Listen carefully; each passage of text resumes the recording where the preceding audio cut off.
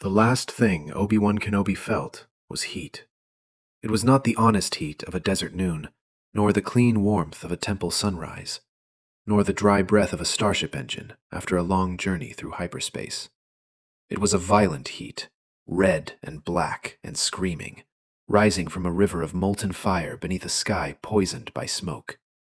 Mustafar burned around him, but the worst fire stood before him, wearing the face of the boy he had raised. Anakin Skywalker's yellow eyes held no mercy. Obi-Wan's lightsaber trembled in his hand. He had fought armies. He had stood before Sith lords.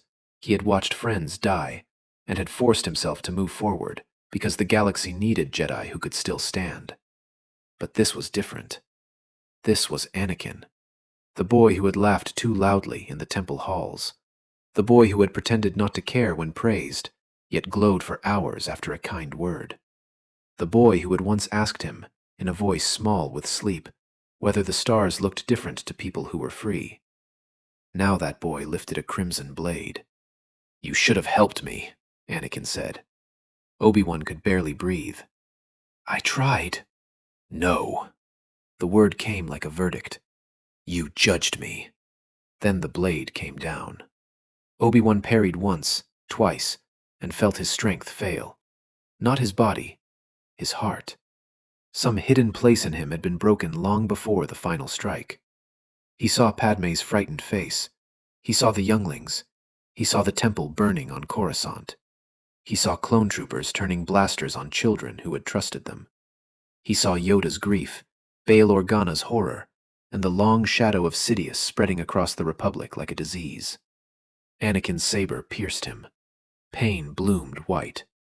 Obi-Wan staggered. His own blade slipped from his fingers and vanished into the smoke. Anakin stood close enough for Obi-Wan to see the tear tracks cutting through ash on his face. For a heartbeat, the Sith mask cracked, and beneath it was a terrified young man who had destroyed everything and did not know how to stop. "Anakin," Obi-Wan whispered. The name did what 1,000 blows could not. Anakin flinched, but the wound was already made. The galaxy tilted. Fire became sky. Sky became darkness. Obi-Wan fell, and as the world faded, he reached for the Force. He expected peace. He expected Qui-Gon's voice. He expected the great luminous current beyond death, where pain surrendered its claim and all things became one. Instead, he hit the floor, hard, Obi-Wan, and rolled onto his side, clutching at his chest. His lungs heaved. His heart hammered. There was no wound. There was no blood. No molten wind. No smoke. No burning world. There was polished stone beneath his cheek. There was sunlight. There was the smell of temple incense, morning rain, and fresh-washed tunics. Obi-Wan opened his eyes. The ceiling above him was high and pale, carved with the old geometric patterns of the Jedi Temple. He knew those arches. He knew the quiet hum of the energy shields behind the windows. He knew the distant chorus of young voices reciting meditation verses in a training chamber nearby. No. He pushed himself upright too quickly. The room spun. His stomach lurched. A wave of sickness climbed his throat, and he barely managed to turn before his body rebelled. He retched onto the shining floor until nothing remained in him but breath and shock. Small hands shook against the stone. Small hands. Obi-Wan stared. They were not the hands of a general. They were not lined by war, burned by blaster fire, scarred by years of missions and grief. They were slim, young, and pale, with a healing scratch across one knuckle from a training saber. His braid fell over his shoulder. A Padawan braid. No, not even that.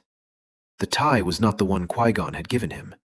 It was the plain thread worn by initiates awaiting assignment. Obi-Wan stumbled backward until his shoulders struck the side of a sleep couch. The room was his old initiate dormitory. Not a memory, not a dream. The blanket was folded in the exact terrible way Bant had once teased him for. His boots stood beneath the bench. His training robe hung by the door, too short in the sleeves because he had been growing faster than the quartermaster could replace it. A chime sounded. Obi-Wan froze. The door opened, and a Mon Calamari girl stepped inside, carrying a datapad and a bundle of practice gloves. "Obi-Wan?" Bant asked. Her voice destroyed him. She was alive, young, bright-eyed, unburdened by war, unmarked by all the losses he had carried for her after she was gone. Bant took one look at his face and dropped the gloves. What happened? Obi-Wan tried to answer. He managed only a broken sound. She rushed to him. "You're pale. Did you hit your head? Should I call Healer Vala?" Healer Vala. The name struck another memory loose. A sharp-faced woman with silver hair and a voice like clipped durasteel. Not the healer from the life he had just left. Not the name his mind expected from the future. Different. New. Or old. It hardly mattered. Obi-Wan gripped Bant's wrist with too much desperation. "What year is it?" She stared at him. "What?" "The date. Tell me." "Obi-Wan, you're scaring me. Please." Bant swallowed and told him. The room went silent. It was years before Naboo. Years before Anakin. Years before the war. Years before the Council would send Obi-Wan and Qui-Gon to negotiate with the Trade Federation. Years before Sidious would show his face. Obi-Wan laughed once, but it came out like grief. Bant touched his shoulder. "I'm getting a healer." "No." His fingers tightened before he could stop himself. Bant winced, and shame cut through him. He let go instantly. "I'm sorry. Bant, I'm sorry." She rubbed her wrist, confused and frightened. "You need help." He did. Force help him. He did. The door opened wider before either of them moved. A tall Jedi Master stood in the entryway, dark hair streaked with silver at the temples, brown robes falling in severe lines around him. Master Ven Rall. Obi-Wan knew him only vaguely from his first life. A patient lightsaber instructor, killed during the opening months of the Clone Wars on a world whose name now felt like a blade. The sight of another dead man walking almost brought Obi-Wan to his knees. Master Rall's gaze moved from the sickness on the floor to Obi-Wan's face. His expression sharpened. "Bant, find Healer Vala." "Yes, Master." She fled. Obi-Wan stood very still. The Force moved strangely around him. Not wrong, not dark, but watchful. Like the entire temple had inhaled and was waiting to see what he would do. Master Rall stepped inside. "Initiate Kenobi." Obi-Wan almost answered as a general. He caught himself too late. "Master." Rall studied him. "You are afraid." "I am not—" Obi-Wan stopped. The old lie tasted foolish in a young mouth. "Yes." "Of what?" "Everything." The answer pressed against his teeth. "Of Sidious. Of Anakin. Of the war. Of failing again. Of saving one person and losing 10,000. Of changing the future only to make it worse. Of the fact that he was standing in a room full of ghosts, and they were all breathing." He chose the smallest truth. "I had a dream." Master Rall did not soften, but his eyes warmed. "A vision?" Obi-Wan closed his eyes. He saw Anakin's blade entering his chest. "Perhaps." "A painful one?" "Yes." Rall looked toward the hall, then back at him. "The Council will need to hear of it." Panic rose fast. The Council. Yoda. Mace Windu. Ki-Adi-Mundi. All alive. All blind to the Sith hiding in the Senate. All confident in an order that had already begun to crack. If he told them everything, would they believe him? If they believed him, would they act? If they acted, would Sidious vanish deeper into shadow? A younger Obi-Wan might have trusted the truth to be enough. A dead Obi-Wan knew better. "Not yet," he said. Master Rall lifted a brow. "You are in no condition to decide that." "Master, please." Obi-Wan forced himself to breathe. In, out. He was a child. He was a general. He was both, and neither. If this vision is what I think it is, speaking too soon could endanger the very future we are meant to protect. Rall's gaze narrowed. For one dangerous instant, Obi-Wan knew he had spoken too much like a man who had commanded armies. Then the healer arrived, and with her came the first of many examinations. By evening, half the temple knew something had happened to Obi-Wan Kenobi. By nightfall, the council summoned him. He stood in the center of the high chamber, small in a way he had forgotten how to be. The city planet glittered beyond the windows, towers shining beneath streams of traffic. Coruscant had not yet become the capital of an empire. The Senate still called itself a guardian of democracy. The Jedi still believed the darkness was distant. Obi-Wan looked at the circle of masters and felt older than all of them. Yoda watched him with ancient eyes. "Troubled you are." "Yes, Master." Mace Windu leaned forward. "Master Rao says you experienced a powerful vision." Obi-Wan folded his hands inside his sleeves so they would not shake. "I experienced what felt like a life." "A life?" asked Depa Billaba, gentle but intent. Obi-Wan nodded. "A future, or a possible future." "And in this possible future?" Mace asked. Obi-Wan thought of saying nothing. He thought of giving them fragments. A war, a Sith, a fallen apprentice. But the Force pressed against him, not commanding, not comforting, simply present. He bowed his head. The Jedi Order falls. Silence struck the chamber. Even Yoda's ears lowered. Obi-Wan continued before fear could stop him. The Republic becomes an empire. The Sith rule openly.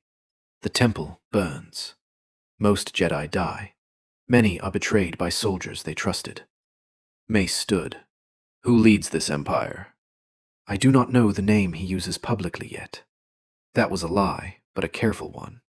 In the future, he is known as Sidious. Yoda's hand tightened around his cane. Mace and Yoda exchanged a look so quick most would have missed it. Obi-Wan did not. They knew something, not enough, but something. "More you have seen," Yoda said softly. Obi-Wan's throat closed. "Yes." "Speak." There were truths too heavy for a child's body. Obi-Wan felt them crushing his ribs. "I trained a boy. He was powerful, kind, frightened. He became like a brother to me." His voice thinned. "He fell, and I could not save him." The council did not move. "He killed me," Obi-Wan said. The words landed like a stone in deep water. Mace's face hardened, but not with disbelief, with concern. "This boy, is he in the temple?" "No." "Has he been born?" Obi-Wan hesitated. Yoda saw it. "Know him you do." "I knew him."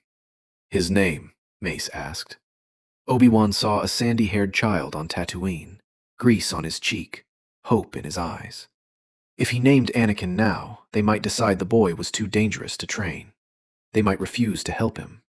They might leave him enslaved beneath twin suns, because a frightened initiate had brought them nightmares. And if they did that, Sidious would find him anyway. "No," Obi-Wan said. Mace's eyes flashed. "Initiate, I will not condemn a child for crimes he has not committed." The chamber went colder. Then, unexpectedly, Depa smiled faintly, sadly. Yoda's gaze deepened. "Attached to him, you are." "I loved him," Obi-Wan said, too tired to pretend otherwise. Some masters shifted at the word. Jedi did not forbid compassion, but love made them wary when spoken with such naked grief. "Dangerous, love can be," Yoda said. "So can fear of it," Obi-Wan replied. The words escaped before he could recall them. Mace's eyebrows rose. Obi-Wan bowed at once. "Forgive me." Yoda made a small sound. It might have been amusement. It might have been sorrow. "Forgiven you are. Forgotten your words will not be."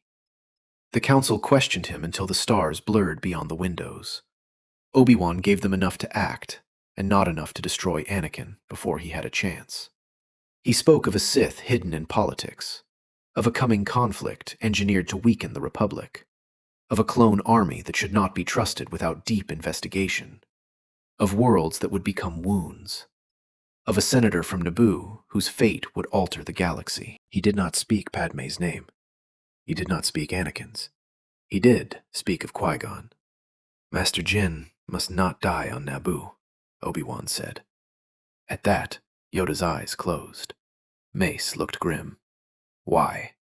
Because he was meant to train the boy. Because he saw people before he saw rules. Because in the future I lived, his absence echoed through everything. And you? Jeppa asked. Obi-Wan swallowed. I tried to become him. I failed. The council dismissed him near dawn. Master Rahl waited outside the chamber with a cloak. He placed it over Obi-Wan's shoulders without comment.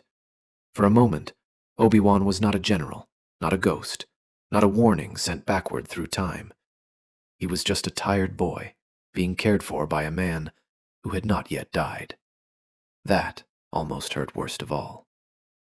Days passed, then weeks. The temple changed because Obi-Wan changed. He could not hide all of it. His saber forms were too refined, his meditations too deep, his eyes too old. He startled when clone cadets appeared in educational hollows. He avoided the Senate broadcasts whenever Senator Palpatine of Naboo appeared smiling among his peers. The council watched him. So did Qui-Gon Jinn. They met again in a training hall just after sunset. Obi-Wan had gone there because his body felt like a cage. His young muscles lacked the endurance he remembered, but the forms remained burned into him. He moved through Sarisu without thinking, though he had not yet been taught it. His training saber hummed softly as he turned, deflected, stepped, and breathed. When he finished, Qui-Gon stood at the edge of the mat. Obi-Wan's heart stopped. The man looked exactly as memory had preserved him, and nothing like it. Taller, perhaps, warmer, more alive. His hair fell around his shoulders, and his blue eyes held that infuriating mixture of serenity and stubbornness that had once made Obi-Wan want to impress him and argue with him in the same breath. That form is not in the initiate curriculum, Qui-Gon said. Obi-Wan lowered his saber. No, Master. Nor in most Padawan instruction. No, Master. Qui-Gon stepped closer. You know me. Obi-Wan nearly smiled. Everyone knows you, Master Jin. Not like that. Obi-Wan looked away. Qui-Gon stopped before him. Did I die in your vision? The training hall seemed to shrink. Yes, Obi-Wan whispered. Qui-Gon absorbed that with less alarm than any reasonable person should. Was I useful before I did? The laugh tore out of Obi-Wan without permission. It became something perilously close to a sob.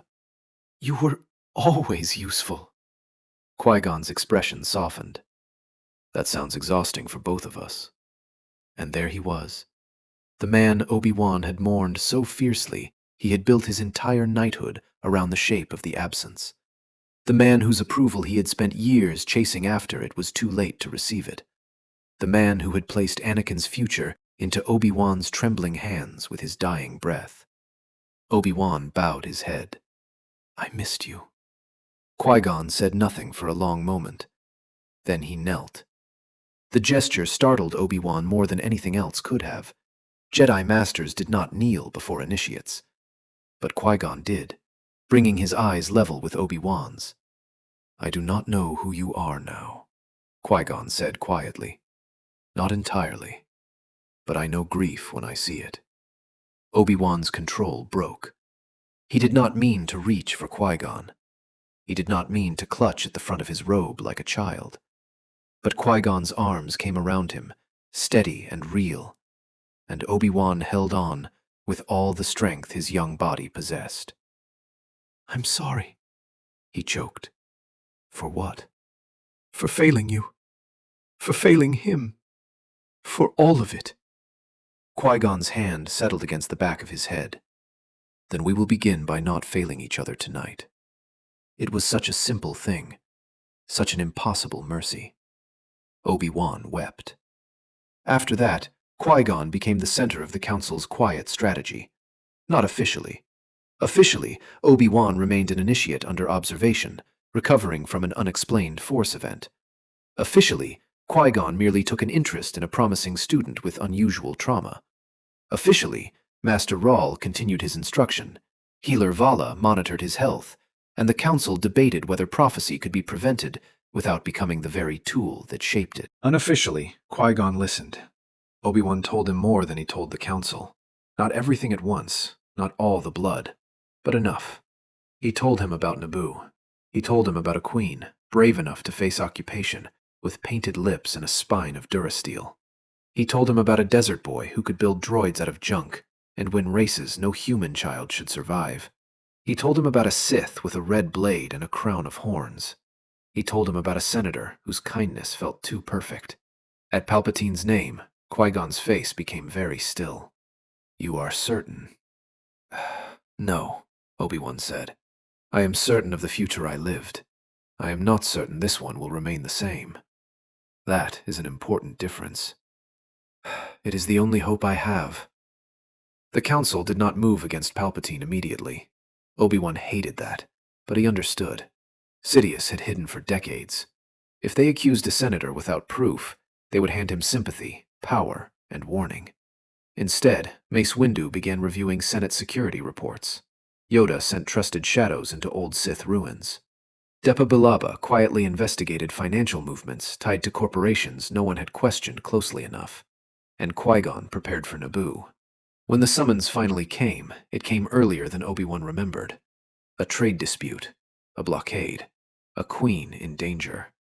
Obi-Wan stood in the hangar watching Qui-Gon's transport being prepared, every nerve screaming. Qui-Gon approached him. "You wish to come?" "Yes." "You are not my Padawan."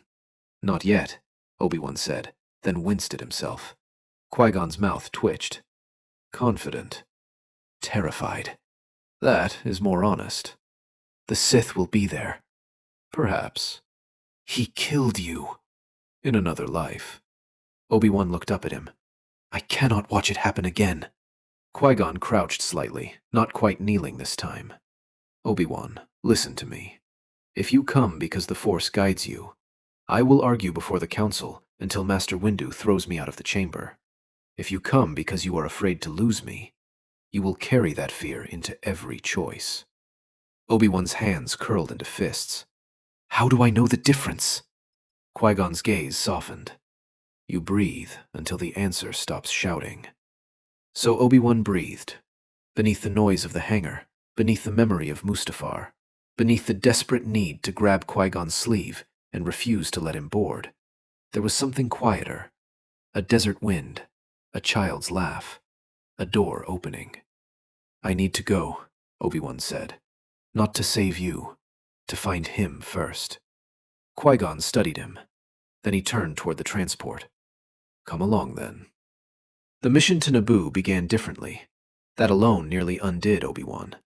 The Trade Federation still lied. Battle droids still filled the corridors. Gas still hissed into the conference chamber.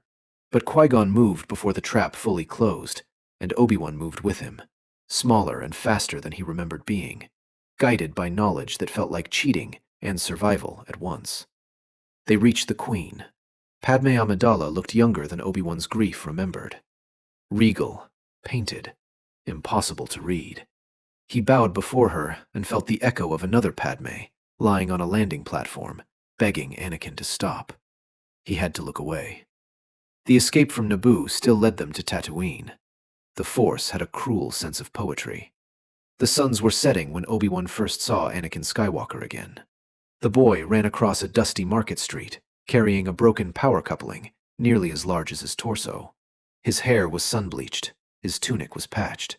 He shouted something over his shoulder, and laughed when a small astromech sparked indignantly behind him. Obi-Wan could not move. There he was. Not Vader, not the general at his side, not the knight burning in the ruins of everything. Just a child. Anakin skidded to a halt in front of Qui-Gon and looked up, curious and unafraid. "Are you a Jedi?" Qui-Gon smiled. "What makes you ask?" "You stand like one." Obi-Wan made a sound that might have been pain. Anakin's gaze snapped to him. The moment their eyes met, the Force shuddered. Not visibly, No one else staggered. No sand rose in spirals. No thunder split the sky. But Obi-Wan felt it, like a bell ringing through bone. Anakin frowned, his small face creasing with confusion. "Do I know you?" Anakin asked. Obi-Wan's mouth went dry. "No," he said. "Not yet." Anakin accepted this with the strange seriousness of children who had known hardship too early. "I'm Anakin." "I'm Obi-Wan." "Your name sounds sad." Qui-Gon looked sharply at the boy. Obi-Wan knelt in the sand. "Sometimes it is." Anakin tilted his head. "You can fix sad things." "Not always." "Maybe not always," Anakin said, "but sometimes." And that was how Obi-Wan began to forgive a boy for a crime committed by a man who no longer existed. They met Shmi that evening. Obi-Wan remembered her kindness from a distance. In his first life, he had been too anxious, too focused on their mission, too tangled in jealousy over Qui-Gon's sudden faith in Anakin to truly see her. This time, he saw everything. The weariness in her shoulders, the careful way she counted food portions, the protective glance she cast toward Anakin whenever Watto's name came up, the quiet dignity that slavery had not managed to take from her. He hated himself for not seeing her before. Qui-Gon spoke gently. Padme listened in handmaiden's disguise, eyes dark with anger as the truth of Anakin's life became clear. Jar Jar, bless him, kept Anakin entertained outside by pretending to understand pod racer mechanics. Obi-Wan waited until Anakin went to fetch a tool. Then he said, "We cannot leave her." Qui-Gon looked at him. In the old life, the argument had been practical. Credits, timing, Republic law, Watto's stubbornness, the limitations of Jedi authority beyond Republic space. This time, Obi-Wan would not tolerate practical cruelty dressed as wisdom. "If we take him and leave his mother enslaved," he said, "we plant the first seed of fear. We tell him that freedom is conditional, that love must be abandoned to be worthy, that the Jedi save chosen children and leave mothers in chains." Padme's face tightened. Qui-Gon closed his eyes. Obi-Wan pressed on. "I know we cannot free every slave on Tatooine tonight. I know that. But we can free this one. If the Order refuses the cost, I will spend my life repaying it." Shmi stood very still. Qui-Gon opened his eyes. "You are not wrong." "No," Padme said suddenly. Her royal training slipped into her voice even beneath the handmaiden guise. "He is not." They did not use the same plan. There was still a race. Anakin still insisted he could win. But this time, Qui-Gon's wager was sharper. Padme's hidden resources were used more boldly, and Obi-Wan spent the night before the race sitting beside Anakin beneath the half-built pod racer. "You're scared," Anakin said. "So are you." Anakin shrugged. "A little." "It is all right to be afraid. Jedi aren't afraid." Obi-Wan almost laughed. "Who told you that? I thought that's how it worked." "No. Jedi are afraid. We simply try not to let fear make our choices." Anakin considered that. "What if fear is right? Sometimes it warns us. Sometimes it lies." "How do you tell?" Obi-Wan looked toward the small home where Shmi and Qui-Gon were speaking quietly. "You listen for what remains when panic passes." Anakin was silent for a while. Then he said, "I dreamed about you." Obi-Wan's heart lurched. "What did you dream?" "Fire," Anakin whispered. "You were sad. I was angry. I don't want to be that angry." Obi-Wan closed his eyes. The Force was not letting either of them escape the truth. "You do not have to be," Obi-Wan said. Anakin looked at him. "Promise?" Obi-Wan had made that promise once before, and failed. This time he chose different words. "I promise you will not face it alone." Anakin won the race. Shmi was freed. Watto raged, cursed, accused, and threatened. But Padme Amidala had watched enough suffering in silence. By the time they left Tatooine, Shmi Skywalker stood aboard the Queen's ship, holding her son as if the galaxy might try to steal him back. Obi-Wan watched from the corridor until Qui-Gon joined him. "You changed this," Qui-Gon said. "We changed this." Qui-Gon gave him a sidelong look. "You are very determined to share blame. I have had practice carrying it alone. You are not alone now." Obi-Wan wanted to believe him. Then the Sith attacked. Not in the desert as before. Not with the exact timing Obi-Wan remembered. The warning came through the Force, a breath before the hangar lights flickered red. Qui-Gon ignited his green blade. Obi-Wan stepped in front of Anakin and Shmi. A black-robed figure dropped from the upper gantry, red saber snapping alive in a hiss of plasma. Horned head, tattooed face, burning eyes. Darth Maul. The sight froze Obi-Wan's blood. Rage came with it, sudden and dangerous. This creature had killed Qui-Gon. This creature had opened the first wound in the life that led to Vader. Maul attacked. Qui-Gon met him in a crash of green and red. Obi-Wan moved before anyone could tell him not to. He shoved Anakin toward Padme. "Run to the cockpit. Stay with your mother." "But now!" Anakin obeyed, frightened by the command in Obi-Wan's voice. Obi-Wan ignited his training saber. It was not a true weapon. It could burn, stun, and deflect light impacts, but against a Sith blade it was nearly useless. He knew that. Maul knew it too. The Zabrak's eyes flicked toward him with contempt. Then Obi-Wan moved. Not as an initiate, as the man who had fought Grievous, Ventress, Dooku, and Vader. As the general who had survived battlefields designed to kill Jedi. As the master of defense forged by war and sorrow. He did not try to overpower Maul. He became an interruption. A flicker in the edge of sight. A second rhythm breaking the Sith's momentum. Every time Maul pressed Qui-Gon, Obi-Wan was there, forcing a half-turn, a hesitation, a shift of footwork. Maul. Qui-Gon understood instantly. Together, they changed the duel. The fight spilled across the hangar. Blaster bolts from Naboo guards forced Maul to leap high. Padme, no longer pretending helplessness, fired with cold precision from behind a fuel column. Rabe and Sabe dragged Shmi and Anakin toward cover. Jar Jar screamed something brave and incomprehensible, while accidentally knocking a battle droid into a power conduit. Maul drove Qui-Gon back toward the open ramp. Obi-Wan saw the pattern. The old death tried to reassemble itself in a new shape. "No," he whispered. Maul spun, his saber staff sweeping low. Obi-Wan jumped, but his young body was a fraction slower than memory expected. Heat kissed his side. Pain flared. He hit the deck hard. "Obi-Wan!" Qui-Gon shouted. That distraction nearly killed him. Maul lunged.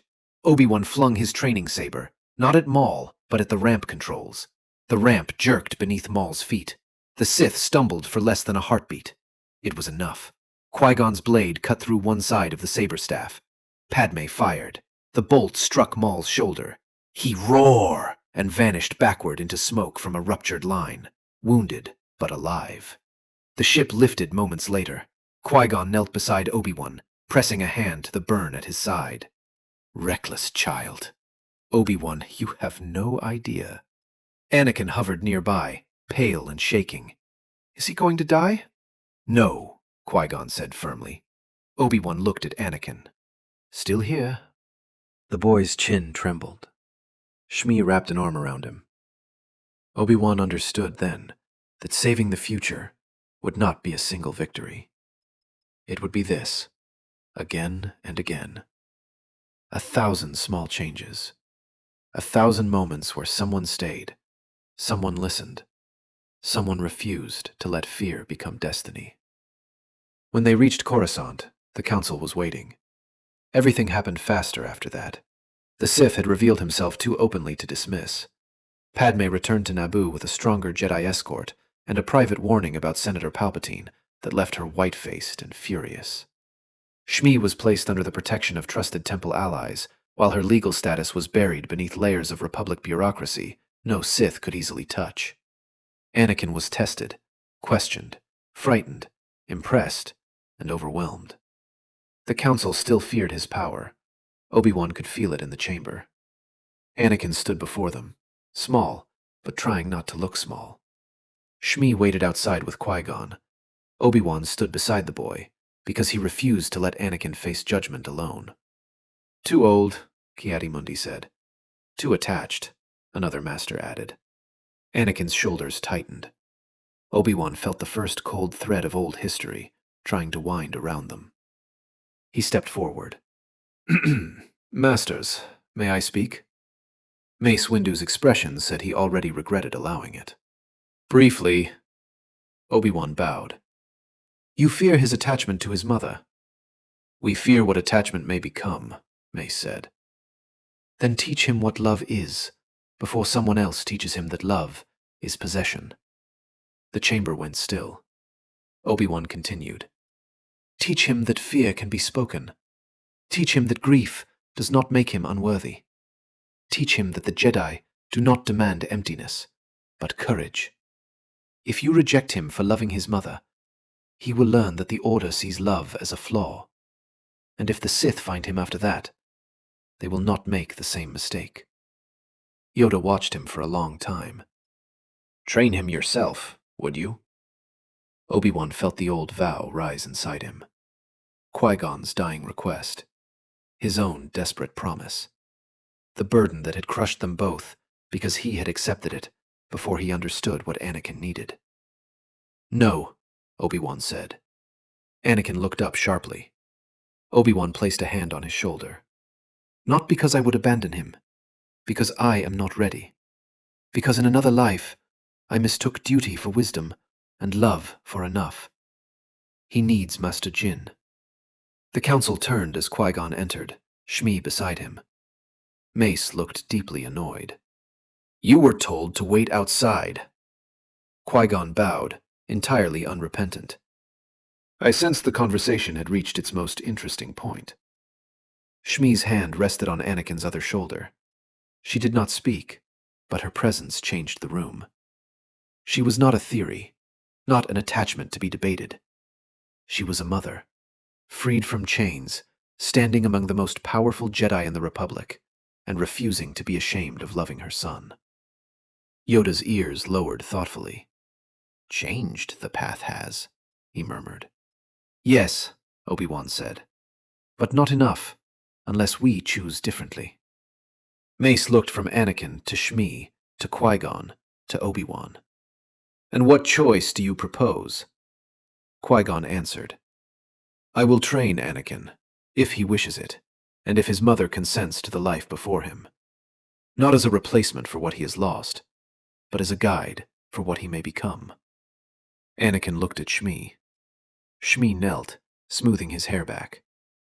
This choice must be yours, Annie. Not because of a dream. Not because anyone says you are special. Yours. Anakin looked at Obi-Wan.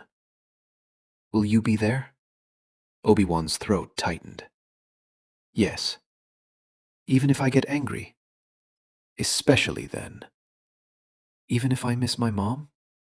Obi-Wan glanced at the council. Especially then. Anakin nodded slowly. Then I want to learn. The council did not approve easily, but they approved. That night, Obi-Wan went alone to one of the temple balconies overlooking Coruscant. The city glowed beneath him, endless and restless. Somewhere below, Palpatine was smiling, adjusting, planning. Maul still lived. The Sith were still real. The Republic was still corrupt. The future had not been saved. But Qui-Gon was alive. Shmi was free. Anakin had cried openly in front of Jedi Masters, and had not been rejected for it. That had to matter. The balcony door opened behind him. Obi-Wan did not turn. Hello, Anakin. The boy came to stand beside him, wrapped in a robe too large for his narrow shoulders. How did you know it was me? You walk loudly. I do not. You do. Anakin scowled at the city, then... Master Qui-Gon says I start tomorrow. He does. Are you still an initiate? For now. That's strange. Many things are. Anakin leaned against the railing. I dreamed again. Obi-Wan went still. About fire? No, about stars. Anakin's voice softened. You were older. I was older too. We were flying. Not away from something, just flying. Obi-Wan closed his eyes. For the first time since waking, he saw a future that did not end in flame. What does it mean? Anakin asked. Obi-Wan opened his eyes and looked out over the living city. I think it means we have work to do. Anakin nodded, as if that made perfect sense. Then he reached out and took Obi-Wan's hand. Obi-Wan looked down at their joined hands. One small, one smaller than it should have been, both unscarred by Mustafar. He had been sent back with memories of failure. He had thought that meant the Force wanted him to prevent death, expose darkness, and rebuild the broken road before anyone else could walk it. Perhaps that was true. But perhaps the Force had given him something even harder.